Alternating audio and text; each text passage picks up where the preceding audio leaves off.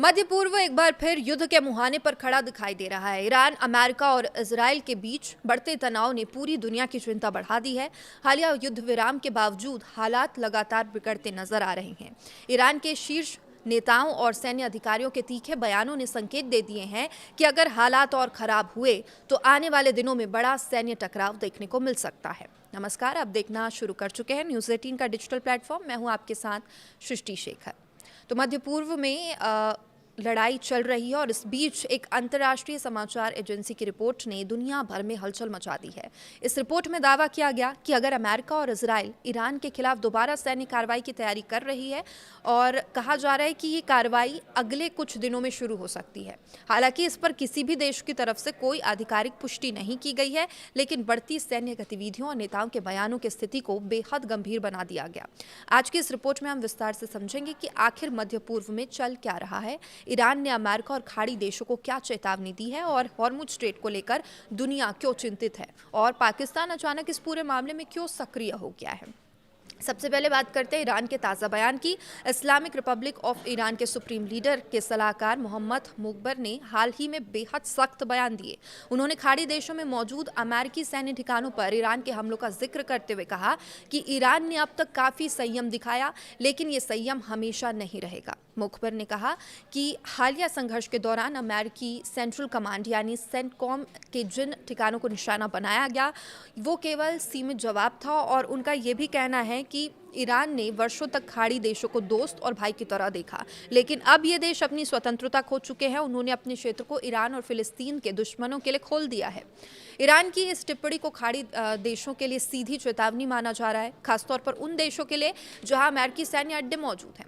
अब राजनीतिक विश्लेषकों का मानना है कि अगर युद्ध फिर से शुरू होता है तो ईरान खाड़ी क्षेत्र में अमेरिकी सैन्य ठिकानों को प्राथमिक निशाना बना सकती है। और इसी बीच ईरान की सुप्रीम नेशनल सिक्योरिटी काउंसिल से जुड़े मीडिया प्लेटफॉर्म्स नूर न्यूज़ ने भी बड़ा दावा किया। एक वरिष्ठ सैन्य अधिकारी के हवाले से कहा गया कि अगर ईरान पर दोबारा हमला हुआ तो इस बार वे लक्ष्य भी निशाने पर होंगे जिन्हें पिछले संघर्ष के दौरान जानबूझकर छोड़ दिया गया था। अब इस बयान के बाद क्षेत्रीय तनाव और बढ़ गया। माना जा रहा है कि ईरान अब केवल जवाबी कार्रवाई की बात नहीं कर रहा, बल्कि उसने व्यापक सैन्य विकल्प तैयार कर लिए हैं। उधर एक अंतर्राष्ट्रीय समाचार एजेंसी की रिपोर्ट में दावा किया गया कि अमेरिका और इजराइल ईरान के खिलाफ नए सैन्य अभियान की तैयारी कर रहे हैं। रिपोर्ट के अनुसार दोनों देशों के रक्षा प्रतिष्ठानों में युद्ध से जुड़ी योजनाओं पर तेजी से काम भी चल रहा है और ये भी कहा गया कि युद्ध विराम यानी सीज फायर के बाद से अब तक की सबसे व्यापक सैन्य तैयारी इसे माना जा सकता है। रिपोर्ट में दावा किया गया है कि अमेरिकी रक्षा विभाग के अधिकारियों ने सांसदों को जानकारी दी है कि पेंटागन के पास हर परिस्थिति के लिए अलग अलग योजनाएं तैयार हैं। इसमें युद्ध को दोबारा शुरू करना, सीमित हमला करना और जरूरत पड़ने पर क्षेत्र से सैनिकों की वापसी तक के विकल्प शामिल हैं। सूत्रों के मुताबिक अमेरिका के सामने दो प्रमुख विकल्प हैं। पहला विकल्प ईरान के सैन्य ठिकानों, मिसाइल सिस्टम और बुनियादी ढांचे पर बड़े पैमाने पर हवाई हमले करना और दूसरा विकल्प एक सीमित जमीनी अभियान हो सकता है जिसका मकसद ईरान के समृद्ध यूरेनियम भंडार को अपने नियंत्रण में लेना होगा। अब बताया जा रहा है कि पिछले संघर्ष के दौरान ईरान के कुछ परमाणु ठिकानों पर भारी बमबारी हुई है। माना जाता है समृद्ध यूरेनियम का बड़ा हिस्सा अब भी मलबे के नीचे दबा हुआ है। पश्चिमी देशों को आशंका है अगर ये सामग्री फिर सक्रिय हुई तो ईरान की परमाणु क्षमता तेजी से बढ़ सकती है। यही वजह है अमेरिका और इजराइल इस मुद्दे को केवल क्षेत्रीय संघर्ष नहीं बल्कि वैश्विक सुरक्षा से जुड़ा मामला बता रहे हैं। हालांकि दूसरी ओर ईरान लगातार ये कहता रहा है कि उसका परमाणु कार्यक्रम पूरी तरह शांतिपूर्ण है, वो केवल ऊर्जा जरूरतों के लिए परमाणु तकनीकी विकसित कर रहा है। अब तनाव उस समय और बढ़ गया जब अमेरिकी राष्ट्रपति डोनाल्ड ट्रंप ने हाल ही में चीन यात्रा के दौरान भी ईरान को लेकर सख्त बयान दिए। ट्रंप ने कहा ईरान को अमेरिका के साथ समझौता करना ही होगा, अन्यथा उसे गंभीर परिणाम भुगतना पड़ सकता है। उन्होंने युद्ध विराम को बेहद नाजुक बताते हुए कहा हालात कभी भी बिगड़ सकते हैं। ट्रंप के इन बयानों के बाद ईरानी संसद के अध्यक्ष मोहम्मद बगर गालिबाफ ने तीखी प्रतिक्रिया दी। उन्होंने सोशल मीडिया प्लेटफॉर्म एक्स पर लिखा कि गलत रणनीतियों ने हमेशा गलत नतीजे दिए हैं। गालिबाफ ने कहा कि ईरानी सशस्त्र बल हर परिस्थिति के लिए तैयार हैं। अगर किसी ने आक्रामकता दिखाई तो उसका जवाब ऐसा होगा जिसकी किसी ने कल्पना भी नहीं की होगी।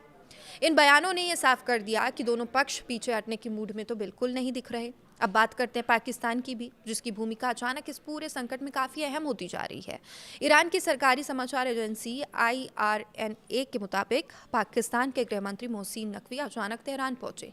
रिपोर्ट में कहा गया कि उनकी यात्रा पहले से घोषित नहीं थी और वे ईरान के कई वरिष्ठ अधिकारियों से मुलाकात करने वाले हैं। विशेषज्ञों का मानना है कि पाकिस्तान इस समय ईरान और अमेरिका के बीच मध्यस्थता की कोशिश कर रहा है। इससे पहले भी पाकिस्तान ने दोनों देशों के अधिकारियों के बीच बातचीत कराने की कोशिश की थी।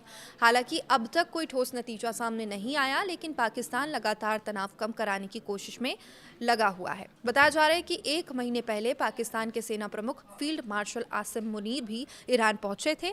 उस यात्रा के दौरान सीमा सुरक्षा, क्षेत्रीय स्थिरता और अमेरिका ईरान तनाव पर चर्चा हुई थी। पाकिस्तान की चिंता इसलिए भी बढ़ी हुई है क्योंकि अगर मध्य पूर्व में बड़ा युद्ध छिड़ता है तो उसका असर सीधे दक्षिण एशिया पर भी पड़ेगा। तेल की कीमतों में उछाल, व्यापारिक संकट और सुरक्षा चुनौतियां पाकिस्तान सहित पूरे क्षेत्र को प्रभावित कर सकती है। अब बात करते हैं उस मुद्दे की जिसने पूरी दुनिया की चिंता सबसे ज्यादा बढ़ाई है, और वो है हॉर्मुज स्ट्रेट। ईरानी सरकारी मीडिया के मुताबिक कई यूरोपीय देश अब अपने जहाज़ों को हॉर्मुज स्ट्रेट से सुरक्षित गुजरने की अनुमति के लिए ईरान से बातचीत कर रहे हैं। रिपोर्ट में कहा गया, चीन, जापान और पाकिस्तान के बाद अब यूरोपीय देशों ने भी ईरान की रिवॉल्यूशनरी गार्ड नौसेना से संपर्क करना शुरू कर दिया है। हॉर्मुज स्ट्रेट दुनिया के सबसे महत्वपूर्ण समुद्री मार्गों में से एक है। वैश्विक तेल गैस सप्लाई का बड़ा हिस्सा इसी रास्ते से होकर गुजरता है। अनुमान है कि दुनिया के कुल तेल निर्यात का लगभग 20% हिस्सा इसी जल मार्ग से जाता है। अगर ये मार्ग पूरी तरह बंद हो जाता है तो दुनिया भर में तेल की कीमतें रिकॉर्ड स्तर पर पहुंच सकती है। लगातार दुनिया भर में तेल की कीमतों में इजाफा भी देखने को मिल रहा है और इसका असर केवल पेट्रोल और डीजल तक सीमित नहीं रहता है, बल्कि परिवहन उद्योग, बिजली, रोजमर्रा की वस्तुओं की कीमतें भी इस पर असर ये डालेंगी। और यही कारण है अमेरिका, यूरोप और एशियाई देश एक इस स्थिति पर लगातार नजर बनाए हुए हैं। विशेषज्ञों का कहना है ईरान हॉर्मुज स्ट्रेट को अपने सबसे बड़े रणनीतिक हथियार के रूप में इस्तेमाल कर सकता है, क्योंकि इस मार्ग पर उसका नियंत्रण मजबूत है। युद्ध की स्थिति में वो वैश्विक सप्लाई चेन को प्रभावित करने की क्षमता रखता है। दूसरी तरफ अमेरिका और उसके सहयोगी देश ये सुनिश्चित करना चाहते हैं कि ये समुद्री मार्ग खुला रहे, और यही कारण है खाड़ी क्षेत्र में अमेरिकी नौसेना की गतिविधियां भी लगातार बढ़ गई हैं। फिलहाल दुनिया की नजर आने वाले कुछ दिनों पर टिकी है। अगर अमेरिका और इजराइल सैन्य कार्रवाई करते हैं तो ये संघर्ष केवल ईरान तक सीमित नहीं रहेगा। इसका असर पूरे मध्य पूर्व, वैश्विक अर्थव्यवस्था और अंतर्राष्ट्रीय राजनीति पर पड़ सकता है, जो कि पड़ भी रहा है। वहीं अगर कूटनीतिक प्रयास सफल रहे तो शायद एक बड़े युद्ध को टाला जा सकता है, लेकिन मौजूदा हालात देखकर ऐसा लगता है तनाव अभी जल्द खत्म नहीं होने वाला। दुनिया इस समय बेहद संवेदनशील मोड़ पर है, जहां पर गलत फैसला पूरे क्षेत्र को लंबे संघर्ष में ढकेल सकता है।